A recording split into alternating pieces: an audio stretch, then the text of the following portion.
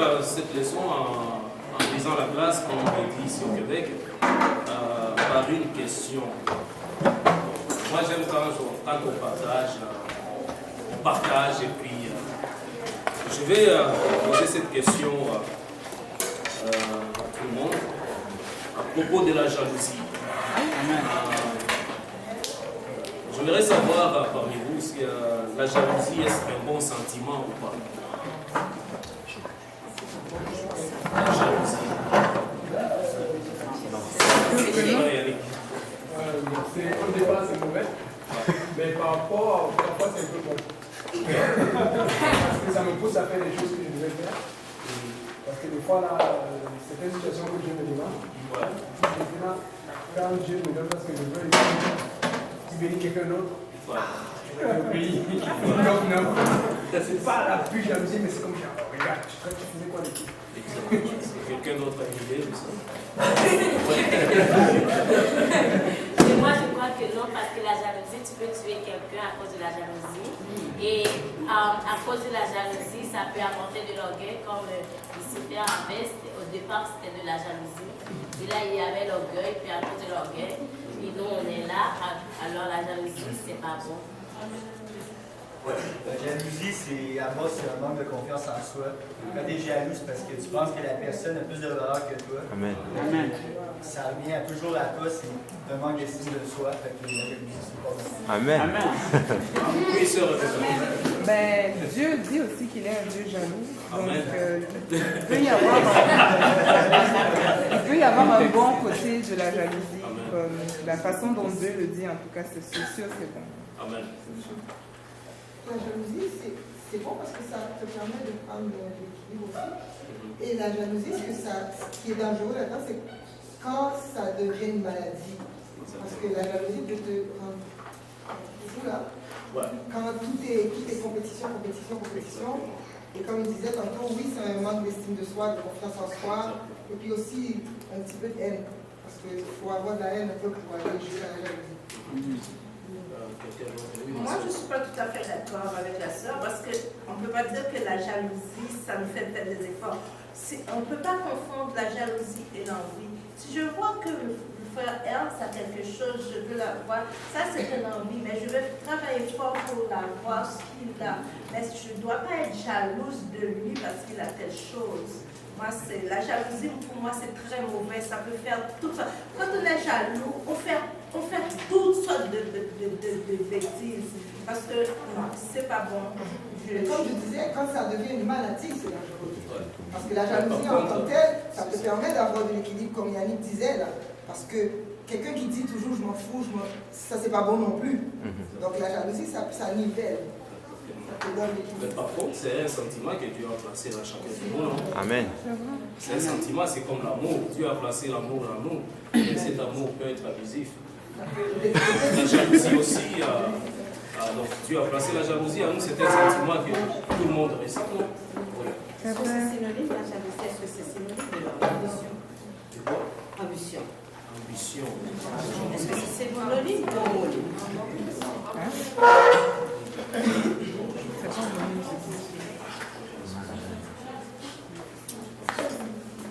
Amen, alléluia. Amen. Ben, comme Rebecca a répondu là, moi je pense que je peux partager cela. Donc, je peux partager cela dans ce sens-ci. Donc, il y a cette jalousie négative, et cette jalousie, je peux dire positive. Positive, la jalousie positive, oui.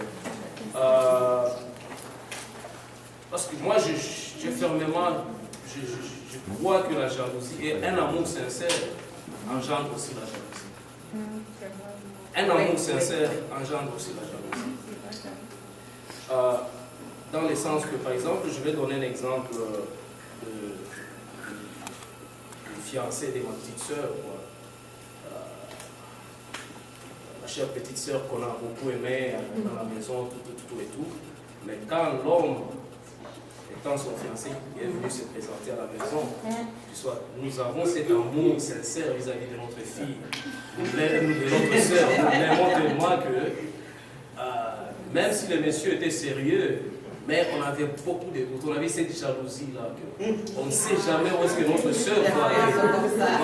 On ne sait jamais, on ne veut pas souhaiter notre sœur s'embarquer dans un mariage qui va lui causer des torts plus tard dans l'avenir. Donc c'est une jalousie positive, quoi. Donc, une jalousie qui protège, qui fait du bien à la personne. Et cette jalousie-là, on peut retrouver même dans l'église, dans la maison de Dieu, où tu es tellement jaloux de ton frère, jaloux de ta soeur, que quand tu vois ta soeur commence à dévier ou embarquer dans des choses qui ne sont pas dignes d'un chrétien ou d'une chrétienne, tu as cette jalousie-là, tu veux la protéger. Il y a cette jalousie-là qui est positive, qu'on va parler aujourd'hui. Je veux que nous puissions ouvrir 2 Corinthiens, chapitre 2, et chapitre 11, verset 2.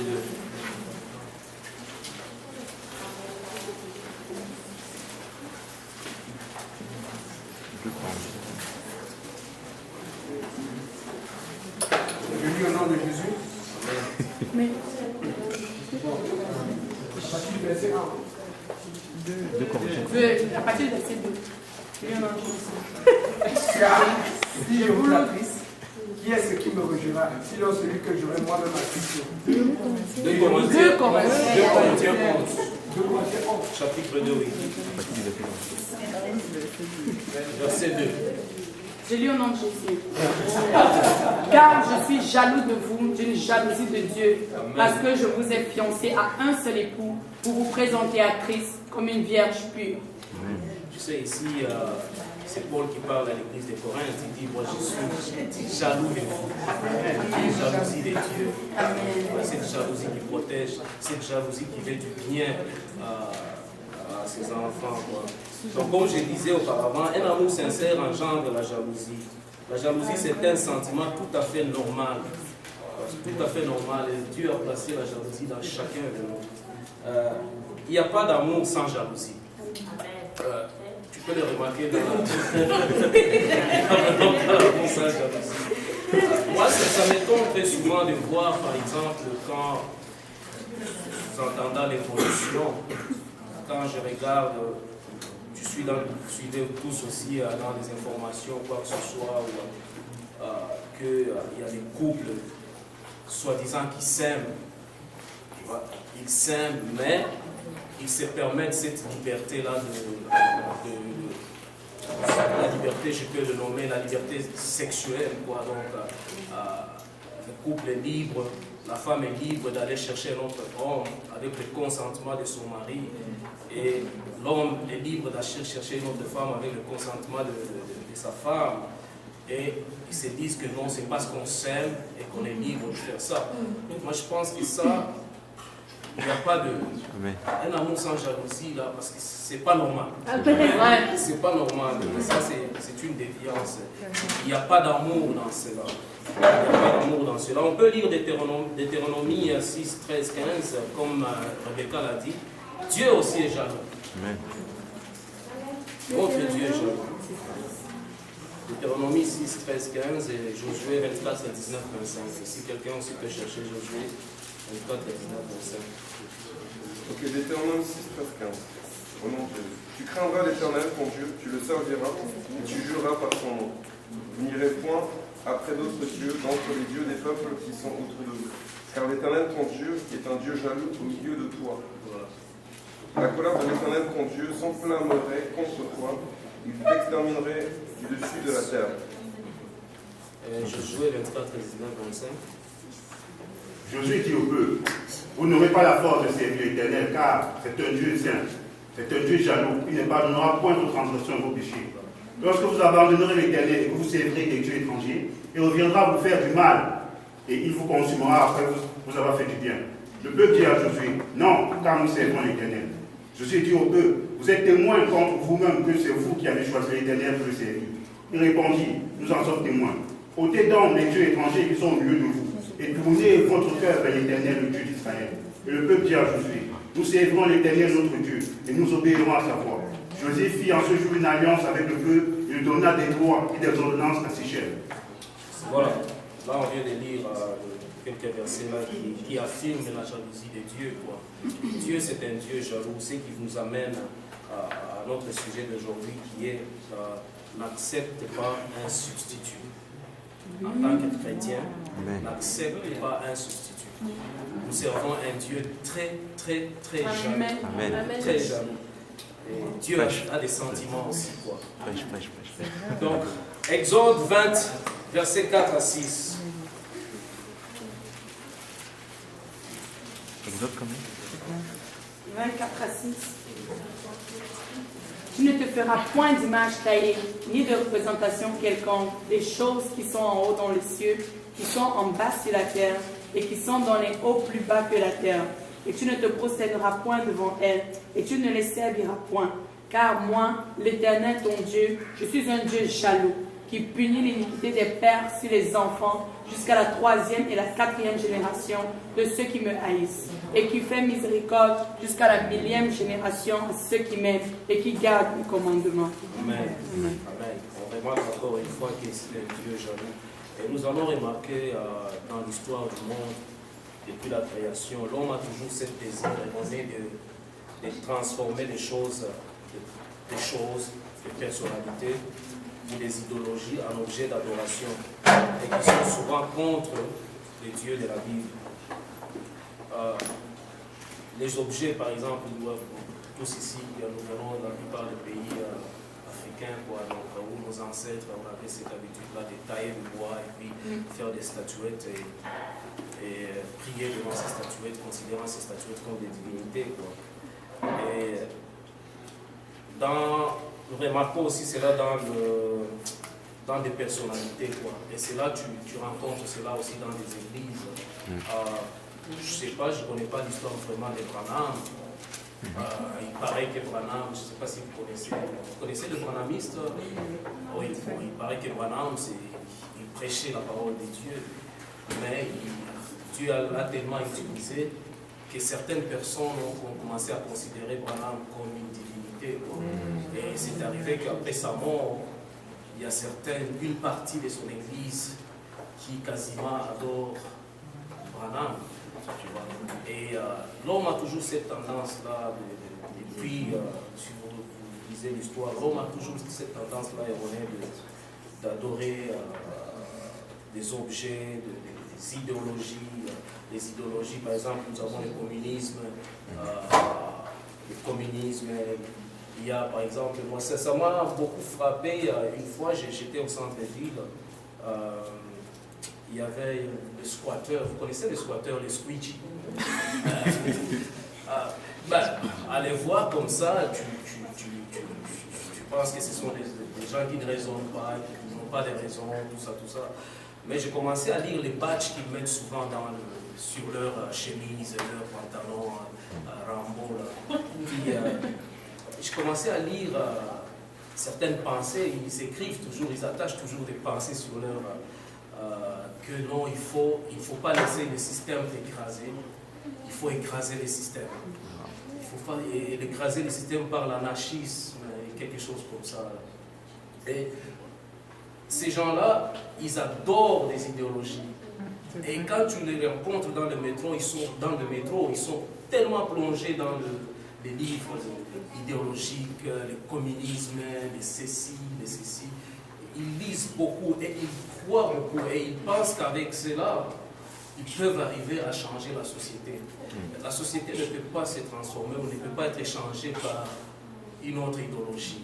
Amen. Il n'y a que seulement le Seigneur. Amen. Amen. Il n'y a que le Seigneur qui peut changer cette société. Dieu déteste cela, le substitut ou l'idolâtrie. Dieu déteste cela. Et cela, tu retrouves dans 613 lois enregistrées dans le Torah. Plus de 50 lois sont contre l'idolâtrie. Et se prosterner devant un statut ou une image quelconque n'est qu'une forme d'expression de l'idolâtrie. Car il y a plusieurs formes d'idolâtrie. D'où la définition d'un idole, tout simplement, toute chose qui prend la place de Dieu dans notre vie. Toute chose qui prend la place de Dieu dans notre vie devient un idole. même si cette chose-là est bonne. Même si cette chose-là est bonne, ça peut être le travail. Dieu nous demande de travailler. Et celui qui ne travaille pas ne mange pas. Mais quand on commence à travailler jusqu'à aimer le travail plus que le Seigneur, je pense que le pasteur avait donné un exemple ici. J'ai travaillé dans une compagnie avant avec un monsieur. Ce monsieur-là, c'est 7 jours sur 7. Il est au travail. Il paraît même que c'est une histoire vraie, parce que je travaille avec lui, c'est son ami qui me racontait ça. Il paraît même le jour où sa femme était enceinte, sa femme voulait aller accoucher. Le gars était obligé d'appeler son ami pour qu'il accompagne sa femme à l'hôpital et que lui aille au travail. Tu vois, jusqu'à ce point-là. Donc, c'est quasiment, oui, le travail, c'est la vie. C'est la vie, le travail. Donc, c'est quelque chose de bon, c'est pas mauvais de travailler, mais il ne faut pas rendre le travail, il ne faut pas adorer le travail. Il ne faut pas mettre le travail à la place de Dieu. Car Dieu ne veut pas que nous puissions donner beaucoup de valeur à quelque chose d'autre que lui. C'est pourquoi Dieu est très jaloux. C'est pourquoi Dieu est très jaloux. Alors là, nous allons voir 3 idoles primaires dans la société moderne que nous vivons. Nous allons voir 3 idoles primaires de notre société moderne. Nous avons Baal, le dieu du sexe.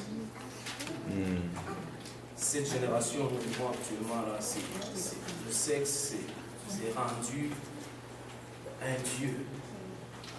On va ouvrir Osée, on va essayer un peu de voir Baal, Osée 9, verset 10.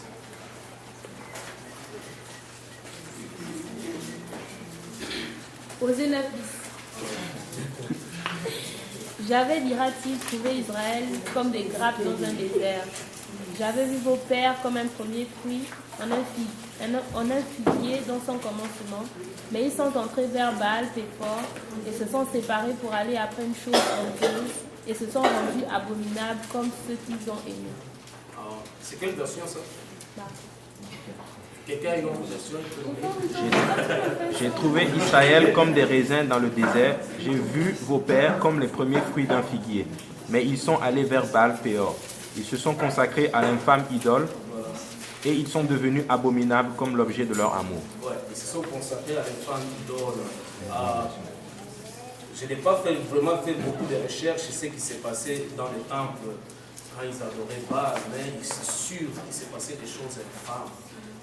Des choses horribles, des choses abominables. La sexualité était prônée dans ces temples-là. En faisant des recherches, je suis arrivé à lire un petit passage quelque part là sur Internet à propos dans le sens que les gens, des fois, ils adoraient quasiment sans habit dans ces temples-là. Donc, c'est pour vous faire voir à quel niveau ils étaient rendus avec l'infinité et tout cela. C'est le désir de la société de faire tomber tous les tabous autour du sexe en faisant passer cela comme une réalisation des fantasmes.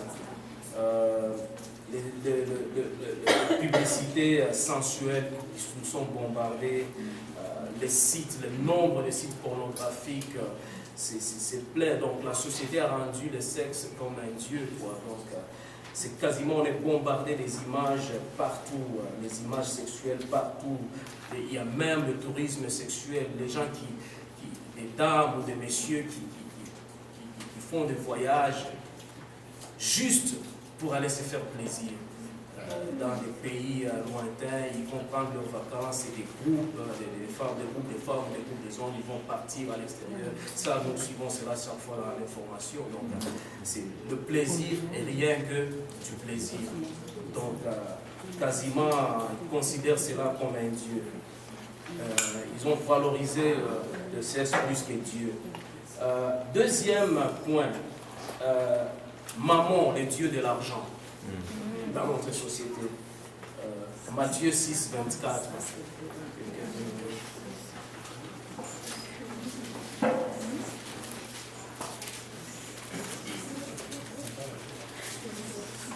Matthieu 6, 24. Nul ne peut servir de maître, car ou il haïra l'un et aimera l'autre, ou il s'attachera à l'un et méprisera l'autre. Mais il ne pouvait servir Dieu et maman. Exactement. Et quand tu lis tous ces chapitres-là, tu verras qu'on parle plus de la richesse. Il parle plus de la richesse et de tout et tout. Et maman est considérée comme le dieu de l'argent, le dieu de la richesse. Le monde matérialiste dans lequel nous vivons maintenant, peut-être à verser du sang pour s'enrichir,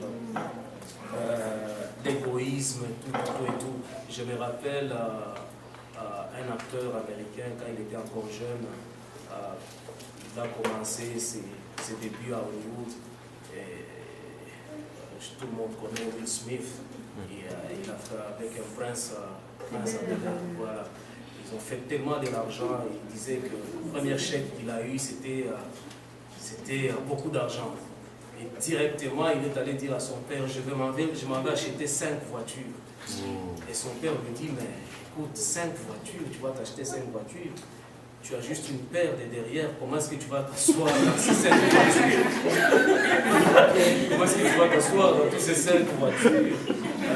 Tu as cet égoïsme-là de chercher à magasiner et ne pas partager. C'est l'exemple d'Hollywood, quoi. Donc, des gens qui font des milliers de dollars, mais qui en cherchent et qui ne peuvent pas partager cet égoïsme-là dans la société dans laquelle nous vivons, quoi. L'argent est quasiment rendu un dieu, quoi. Et le bonheur est mesuré par la richesse, quoi. Si tu as de l'argent, tu as réussi dans la vie. Si tu as de l'argent, l'argent fait le bonheur. Et pourtant, c'est tout à fait le contraire. On remarque beaucoup de vedettes qui ont des milliers de dollars, ils sont sombrés dans la drogue, dans la promiscuité, et ils finissent toujours très mal, très mal.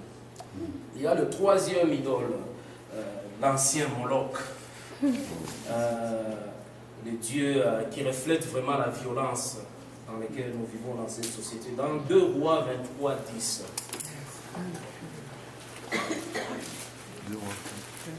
Le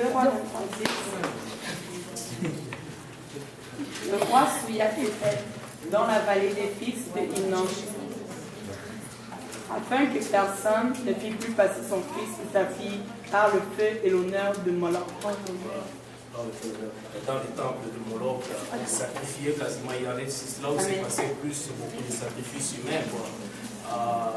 Ils sacrifiaient des bébés, ils sacrifiaient des enfants, et c'était vraiment horrible. Et cela reflète la violence. Aujourd'hui, l'idolâtrie a changé un peu de face.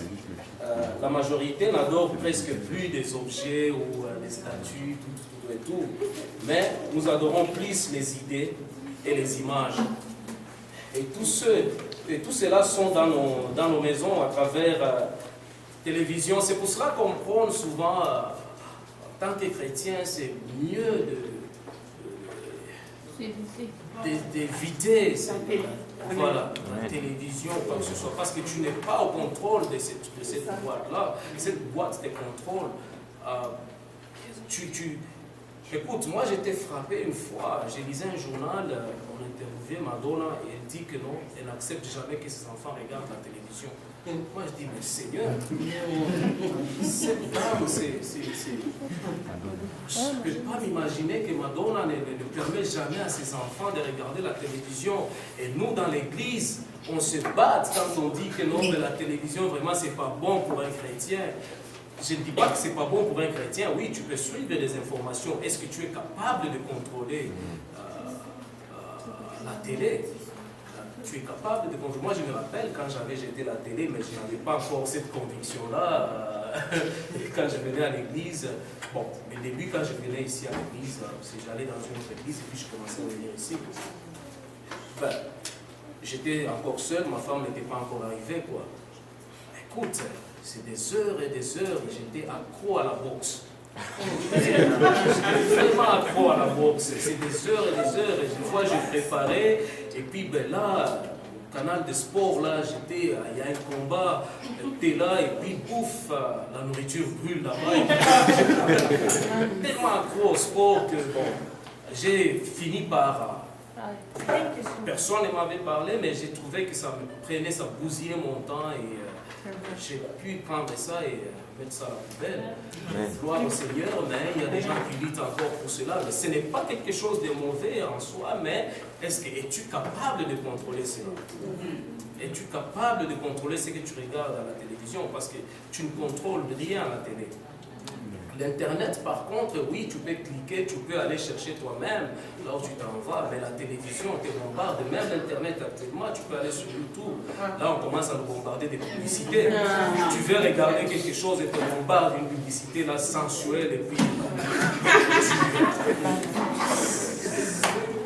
ça pénètre les pensées. Tu vois? Et on ne sait pas là où on s'en va avec question. Avec ça. Oui. Est-ce que c'est obligé si on aime faire la boxe? Si on aime la boxe? Oui, moi j'ai fait la boxe. Ah ben tu aimes ça aussi? Bon, moi j'ai fait la boxe. J'ai pratiqué la boxe et puis presque toute la famille, on était vraiment là-dedans. Bah, nous, au lieu d'aller jouer au soccer comme les autres, nous on s'est tabassé. J'ai fait la boxe. Mon rêve, c'était même de devenir un boxeur professionnel. J'ai des cousins qui sont allés loin avec la boxe professionnelle. Mais, parlant sérieusement, c'est pas chrétien. C'est pas chrétien. C'est pas chrétien parce que ça laisse des séquelles. Il y a des conséquences après. Il y a des conséquences. Parce que quand on se donne de tout sérieusement. Même après le combat, on s'embrasse, mais... voilà, on se donne de tout sérieusement.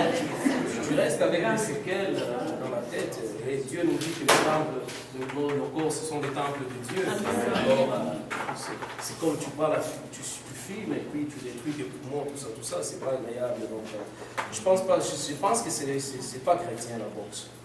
C'est très violent. Oui, parce qu'elle m'a dit une question pour la première question que j'ai posée. Ouais. C'est sur si on aimait quelque chose beaucoup, ça c'était idole. Parce que moi, j'ai la Bible tout le temps. Est-ce que ça c'est idole? Non.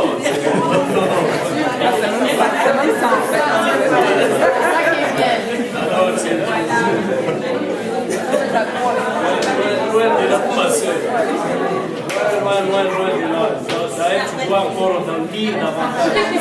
Voilà, tu dois encore lire davantage. Loin de là, ma soeur. Tu dois encore lire davantage. Disons, comme je disais, aujourd'hui, l'idolâtrie a changé de face. La majorité n'adore presque plus les objets ou les statues, mais nous adorons plus les idées et les images. Et tout cela sont dans nos maisons à travers la télévision. Et la semaine passée, je suivais l'information à la radio et puis on parlait à propos de l'intimidation à l'école. Oui. Et quelqu'un a tourné, a fait un scénario, un petit film là sur l'intimidation à l'école. Ben, j'étais intéressé, je suis allé chercher ça à Internet. À voir les images, je n'étais même pas capable de regarder cela. Et je me suis posé mille et une questions.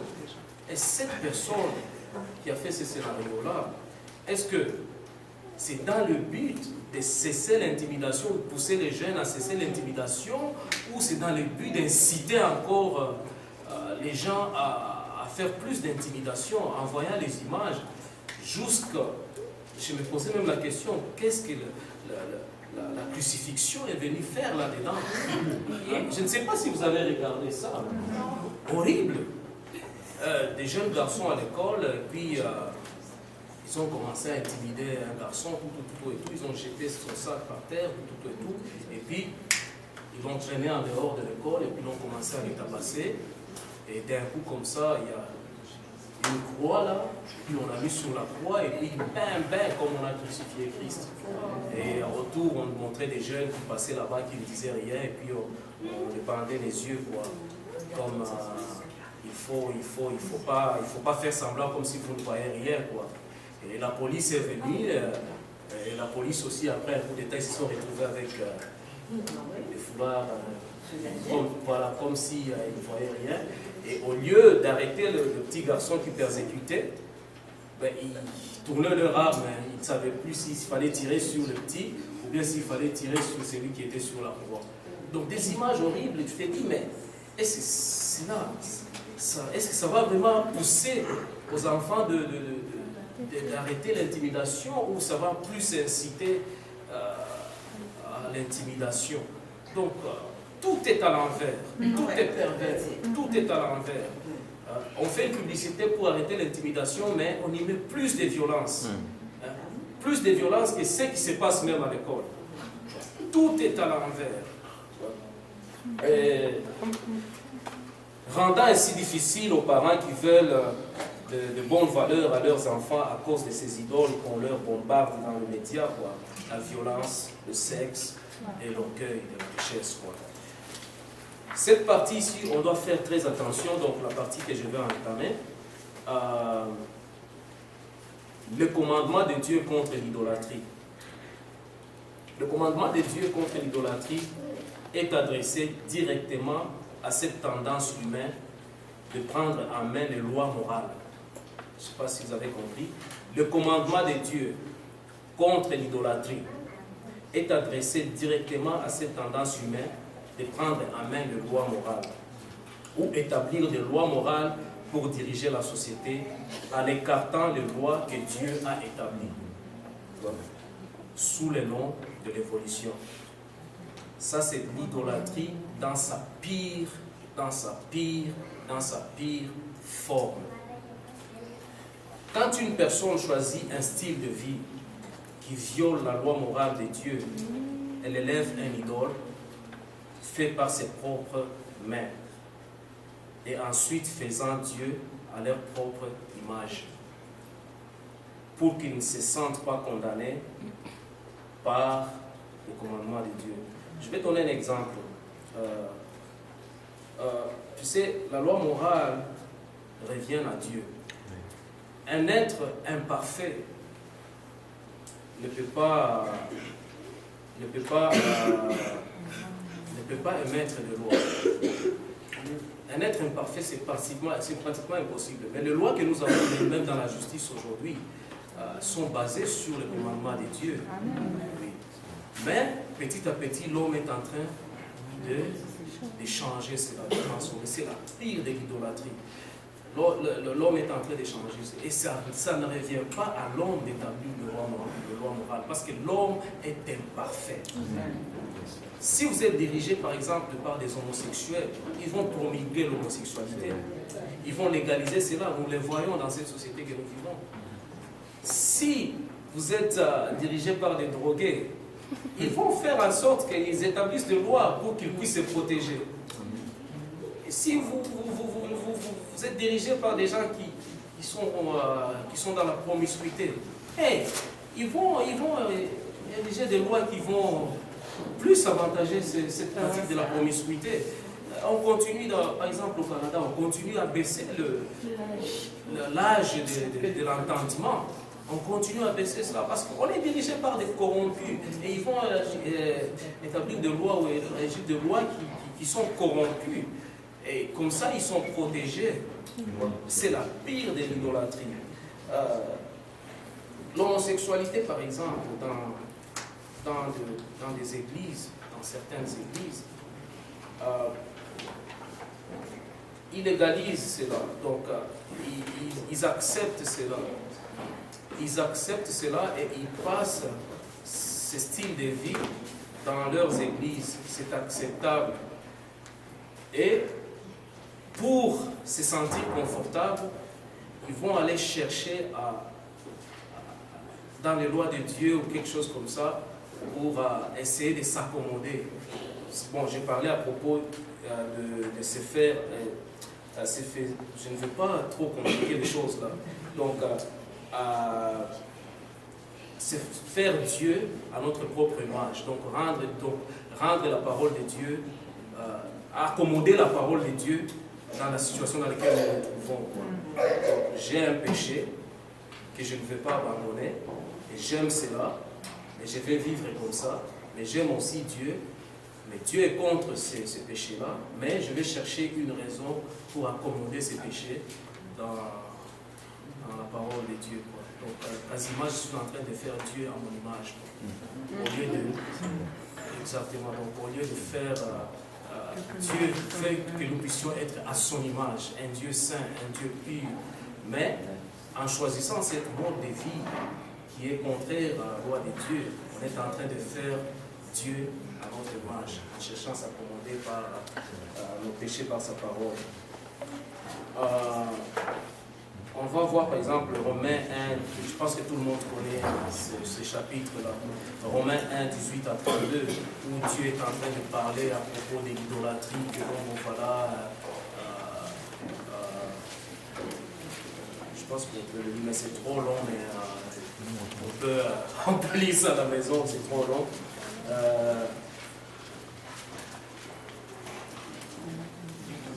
On peut lire ça à la maison, quoi. Donc Dieu est en train de parler à propos de... Mais on retrouve aujourd'hui dans des églises où on accepte ce mode de vie. On a quasiment idolisé ce mode de vie, quoi.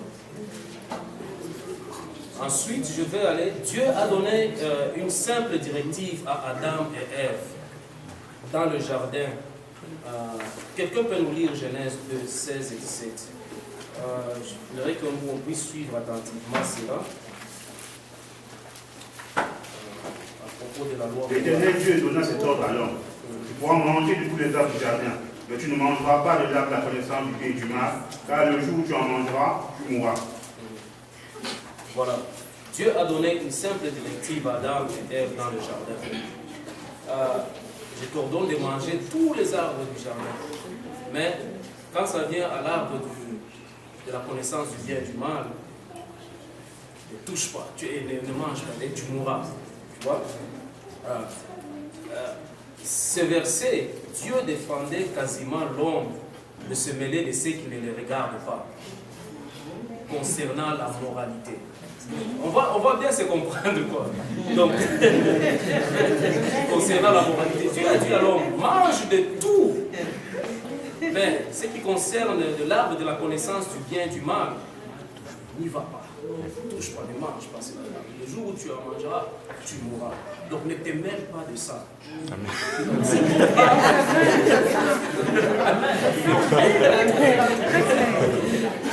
Et ce qui ne te regarde pas, concernant la moralité, l'homme ne devait pas changer ce que Dieu a déclaré comme bien et comme mal. Pourquoi? Car le code moral de l'homme est sans limite. Le code moral de l'homme est sans limite. L'homme a besoin de barrières. Amen.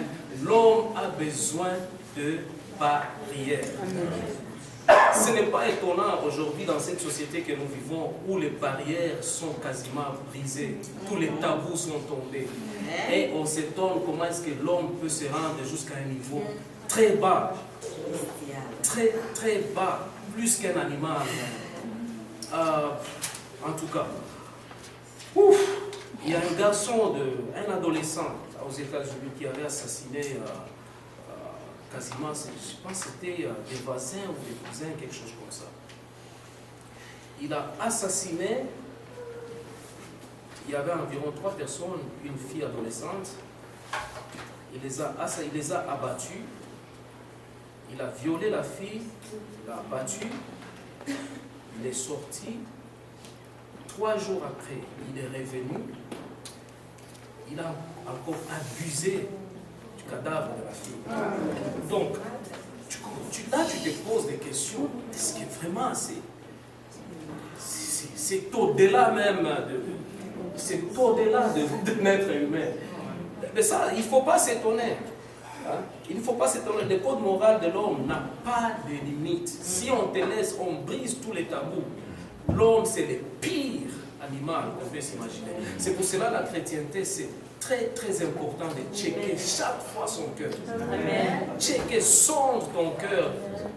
Sonde le cœur, parce que si tu peux te surprendre des choses que tu peux faire, tu peux te surprendre des choses que toi-même tu peux faire. Amen.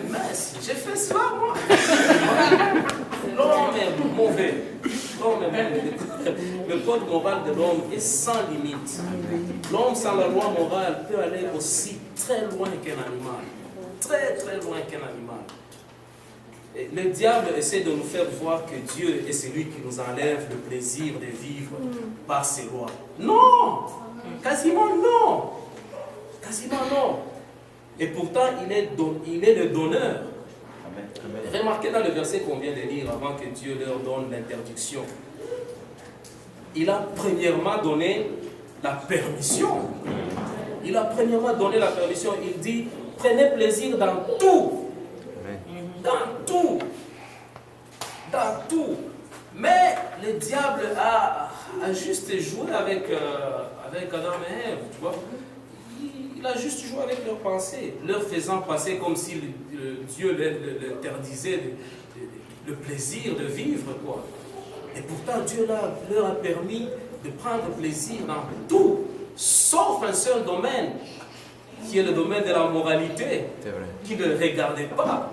Tu vois, Dieu avait permis tout. Tout. Et c'est même aujourd'hui qu'on remarque même,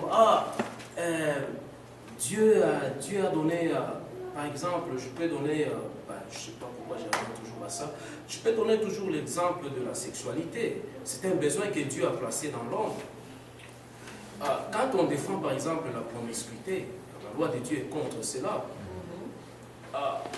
Et la plupart des temps, tu rencontres les gens et disent, si c'est Dieu qui a placé ces désirs d'amour, pourquoi, si c'est Dieu ne fait pas que nous puissions faire cela, pourquoi est-ce que Dieu a mis ces désirs? Écoute, Dieu a mis ce plaisir, mais il a aussi créé des cadres dans lesquels ce plaisir-là doit être consommé. Tu vois? Il a créé un cadre dans lequel ce plaisir-là doit être consommé. Je ne vais pas me perdre dans ce que je fais. Jacques 1,17. Quelqu'un peut lire Jacques 1,17? Il dit, prenez plaisir dans tout, dans tout. Jacques 1,17. Oui. Tout le monde là?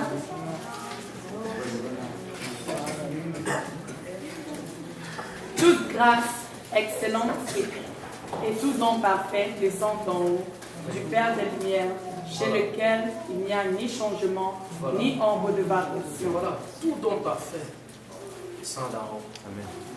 Dieu nous donne, Dieu c'est un donneur. Il veut que nous puissions prendre plaisir à cette vie. Il nous a donné. Il veut vraiment cela. Mais le diable nous fait passer toujours comme si Dieu nous restreint. Est-ce que vous n'avez pas du plaisir dans le Seigneur? Amen. Amen. Du plaisir dans le Seigneur.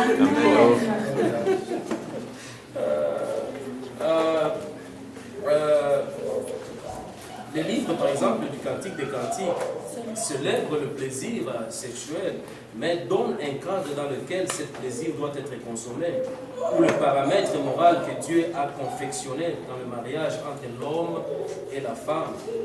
Dieu ne nous restreint pas à cela. Dieu nous donne seulement dans les cadres dans lesquels ça doit être consommé. Mais les gens ont tendance toujours à dire que non, bon voilà, pourquoi Dieu a fait cela, pourquoi il nous donne des... Non. C'est parce qu'on a fait de cela comme un idole.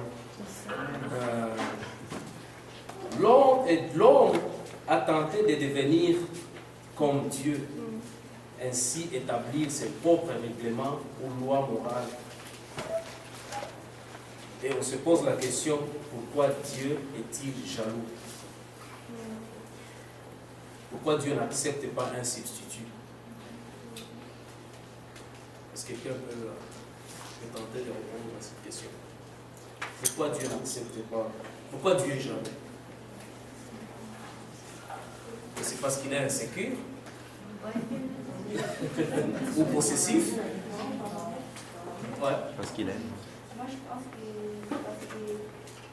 lui, il n'a rien mis devant nous, comme il a pas mis sa gloire, il n'a pas mis sa royauté, il n'a pas mis genre sa puissance en avant de nous, comme il s'est humilié, il a tout laissé pour nous, puis ça passe, il n'a pas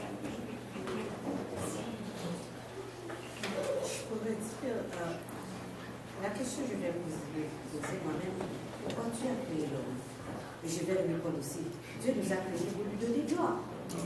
Maintenant, si nous laissons Dieu, et puis nous prenons le diable comme notre Dieu, c'est évident. Il va être jaloux. C'est ça. Parce que lui, le diable en premier, c'est révolté contre Dieu. Là, lui, maintenant, sachant qu'il est le perdant, il ne veut pas que nous jouissions ce que Dieu nous réserve.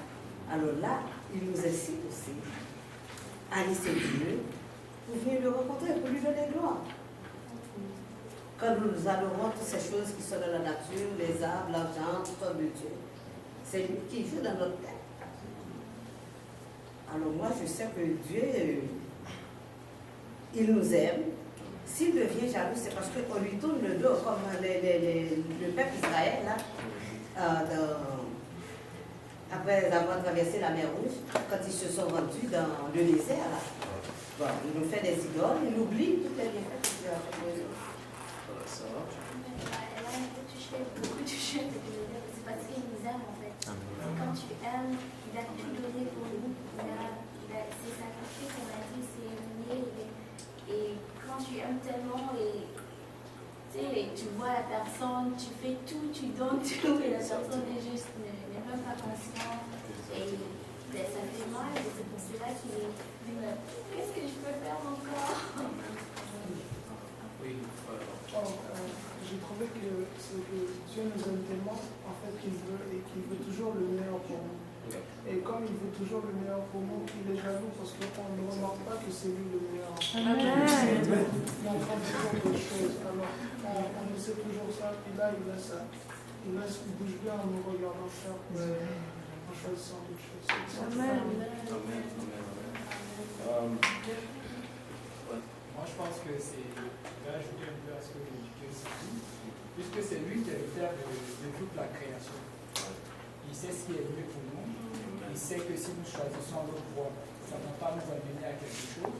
Ils sont les cœurs et les reins, c'est la bouche, c'est quelque chose, et c'est le commencement, et c'est la fin. Si nous acceptons l'autre voie, ça ne va pas nous amener à quelque chose. C'est sûr que si ça doit nous amener à notre réussite, il va nous laisser faire. Mais comme il sait que ça ne va pas nous amener quelque chose, mieux vaut placer la barrière la plus haute, qu'il est un Dieu jaloux, il n'est pas de la gloire.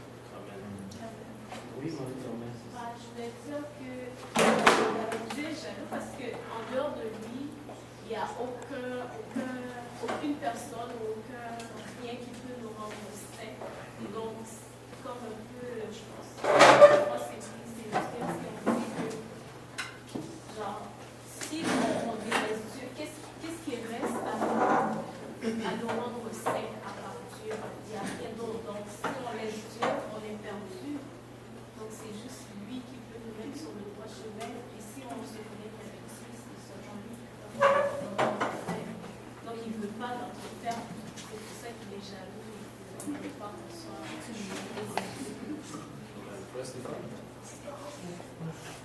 parce que les hommes ont péché, mais ça les recherche là aussi. Le diable a été oublié. On a fait une réponse de cela. Dieu ne s'est pas fait toucher pour venir de sortir de la vie éternelle par amour pour nous, qui a son image. Alors, quasiment, c'est par l'amour. C'est à cause de son dévouement intense pour nous. Il est prêt à tout faire pour ses enfants. Il ne permet pas l'idolâtrie car c'est une force destructive pour l'humanité. Donc, c'est comme un parent. Donc, tu fais tout pour ton fils. Par jalousie, qu'il puisse se perdre. Donc, tu fais tout. C'est une forme de jalousie. Tu investis, tu donnes le nécessaire pour que l'enfant réussisse. Et quand tu commences à constater que l'enfant commence à se diriger vers la drogue ou la boisson, ça te fait du mal. Tu es jaloux. Tu es jaloux de cela. Et cette jalousie te pousse à faire un effort, à l'encadrer, à éviter qu'il puisse se heurter. C'est pas le dévouement intense que Dieu a pour nous. Bon. Qu'est-ce que les idoles font pour nous?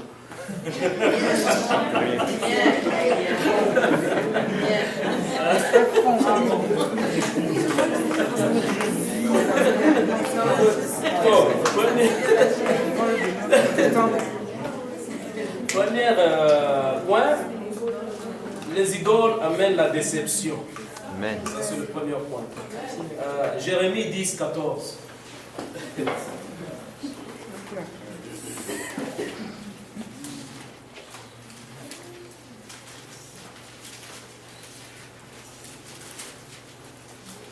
Tout homme devient stupide par sa science. Ouais. Tout orfèvre est honteux de son image taillée. Car ces idoles ne sont que mensonges, il n'y a point d'amour du tout. Amen. Répétez encore. Répétez encore.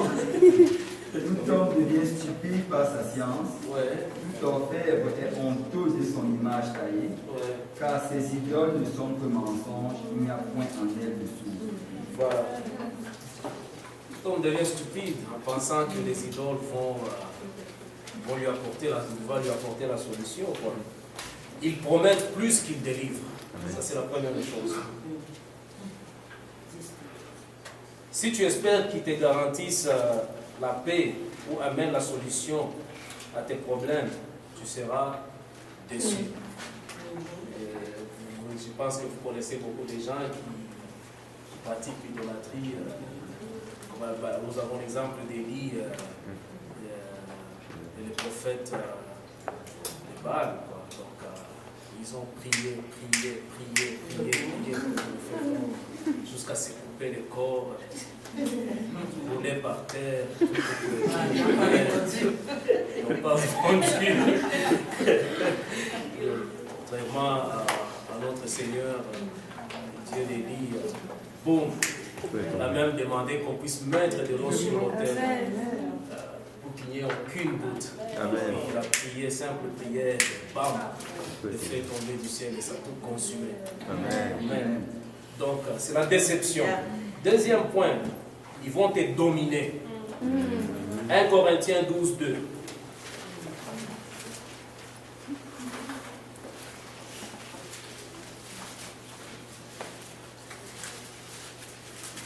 Vous savez que lorsque vous étiez païen, vous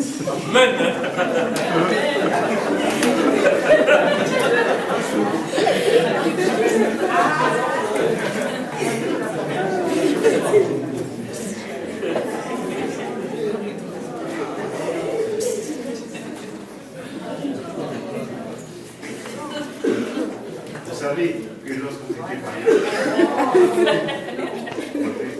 tu vois, papa. Vous savez que lorsque vous étiez païen, vous vous laissiez entraîner vers les idoles muettes, selon que vous étiez conduit. Voilà. Il y a deux effets inévitables quand tu aimes quelque chose, d'autres plus que Dieu. Ça te contrôle. Et les idoles modernes, ce sont les addictions. Et tu vois comment est-ce que les addictions contrôlent le monde. Il y a la drogue, le sexe, l'alcool, tout, et toutes ces addictions-là, ça contrôle quasiment le monde. Quand tu penses que tu contrôles ces choses-là, mais ces choses-là te contrôlent. Tu arrives, mais il y a des gens qui arrivent à un niveau où ils ne peuvent pas fonctionner sans avoir un verre d'alcool.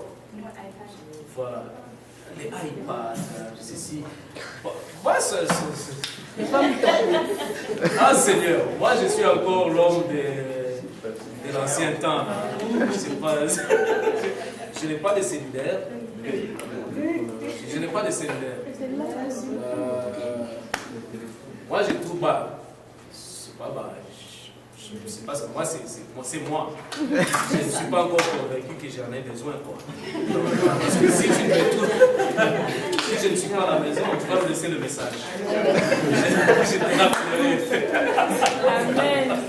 Je trouve que le téléphone au Canada est quand même efficace, quoi. Parce que je peux prendre mes messages même quand je suis dehors. Amen. Donc, je ne trouve pas encore l'importance pour moi, mais ça peut être important pour vous autres. Si tu vis par exemple seul et puis tu te déplaces tout le temps, bon, voilà. Écoute-moi, bon, il y a 10 ans de cela, on fonctionnait sans cellulaire. Ben, il n'y avait pas du mal à ça, mais je ne vois pas pourquoi est-ce que les gens paniquent aujourd'hui. On fonctionnait normalement. Moi, personnellement, je n'en ai pas encore. Mais cela ne veut pas dire que c'est mauvais, quoi. Non. Mais c'est dommage de voir une fois, en pleine prière, Quelqu'un va arrêter la prière et il va répondre à l'appel. Est-ce que cet appel est vraiment si important? La personne que va réappeler. Hein? La personne va réappeler si c'est si important. Mais oui, si c'est vraiment important, la personne va rappeler. Et très souvent, ce sont des banalités. Hein? Donc de là, je suis dans la prière, j'arrive. Seigneur, pourquoi tu as répondu? Amen.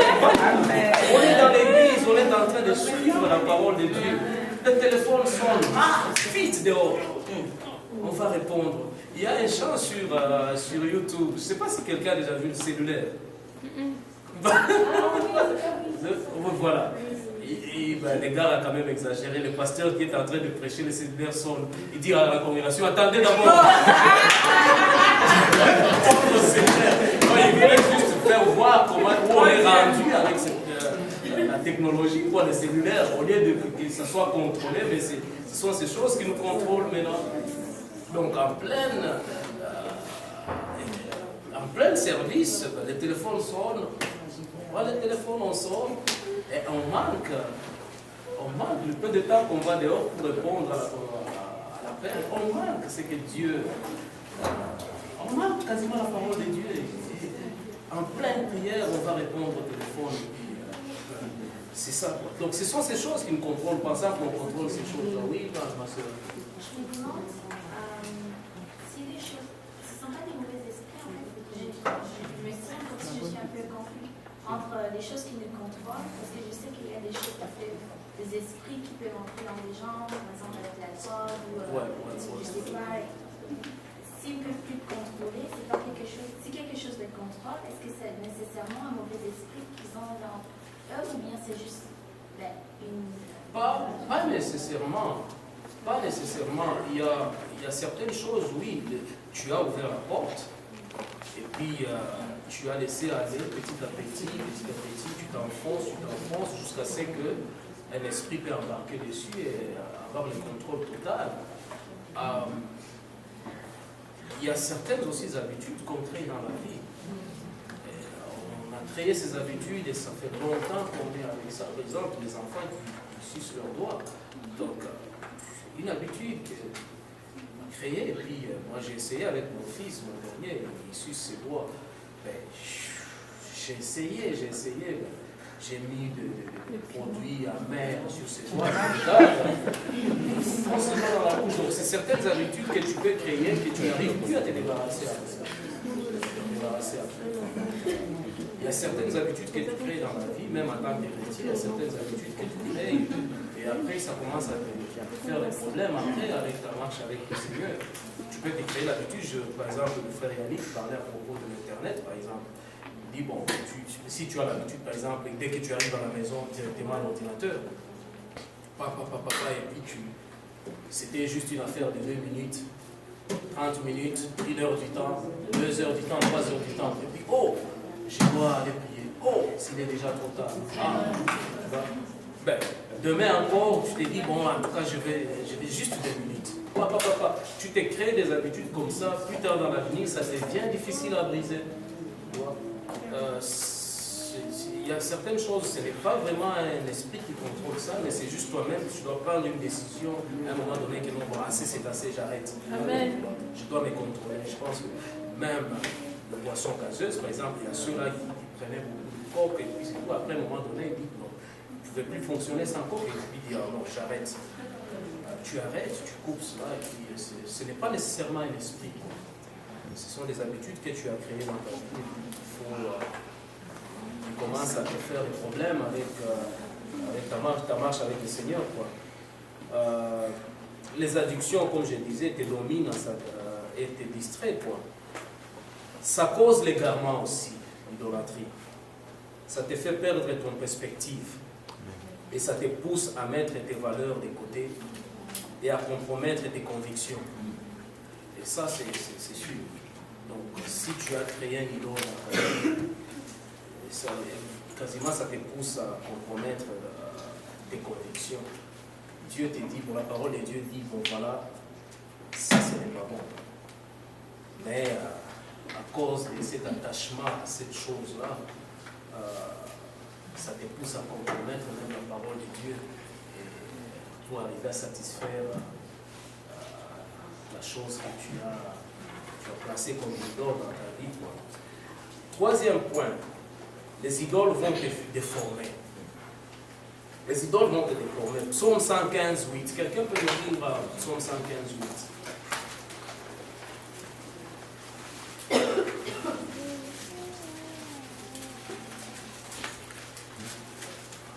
Il ressemble ceux qui établissent, tous ceux qui se confient en lui. Pardon 115, 8. Il ressemble ceux qui établissent et tous ceux qui se confient en lui. Voilà, la Bible dit, il ressemble comment? Mais ça commence toujours. Oui, commence par où? Leurs idoles sont de l'argent